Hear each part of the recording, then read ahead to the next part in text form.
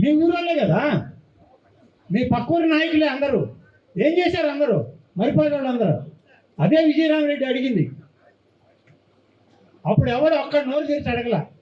ఏం భయమా వాళ్ళని చూస్తే?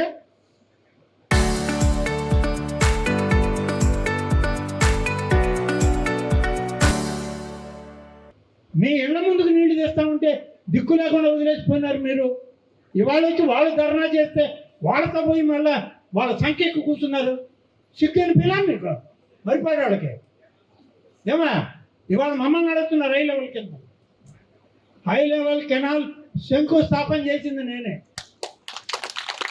పూర్తి చేసి నీళ్ళు ఇచ్చేది నేనే. ఇది నా బాధ్యత. 2 ఏళ్ళ 3 ఏళ్ళ 12 ఏళ్ళు దిక్కు లేకుండా వదిలేసిపోయారు మీరు. ఇవాళ నన్ను అడుగుతారా? మా ముఖ్యమంత్రి వచ్చిన మొదటి రోజు ప్రాజెక్ట్ చూసింది ఏదంటే హై లెవెల్ కెనాల్. ఇది మా బాధ్యత. ఏమయ్యారు ఆ రోజు అందరూ? ఇదే మరిపాడు సెంటర్లో మీకు ఎట్ట సిగ్గు లేకుండా వచ్చారని అడగలేదా? మీరెవరు అడగలేదే? మరిపాడు నాయకులంతా చూస్తా సపరేట్ కొట్టుకుంటూ తిరిగారు వాళ్ళ వెనక. ఎందుకు అడగలేదు మీరందరూ? అది అడగడానికి ఆఖరణ పెట్టుకున్నా. ఇది లేకుంటే ఇది ముందే చెప్పేసి వెళ్తుంది నేను కూడా. కాబట్టి చేసేవాడెవరు, చేయని వాడెవరు వితరణ రావాలి మనలో కూడా. చేసేవాడిని పదే నువ్వు అడగబల్లే. వాడి నిద్రలో కూడా అదే కలవరిస్తుంటాడు. మేము నిద్రపోయినా నిద్ర లేచినా సోమశిల కాలువలు, మరిపాడు మండలం, వింజమూరులో ఉన్నటువంటి ఓబులేడు ఊరు, గుండె మడకల చెరువు, ఇయే కళ్ళ ముందు కనబడితే మాకు మీరు ఏం అడగరు. నాయుడుపల్లి చెరువు కట్టకుండా, పంపింగ్ స్కీమ్ పెట్టకుండా, పొంగూరు రిజర్వాయర్ కట్టకుండా మీకు చాబోలు చెరువుకి నిండిపోతాయా? ఏమయ్యా యాడ్ నేర్చుకున్నారు ఈ ఇంజనీరింగ్ పద్ధతి? అందరూ ఇంజనీర్లే ఆడ ఇంట్లో, అందరూ కాంట్రాక్టర్లే.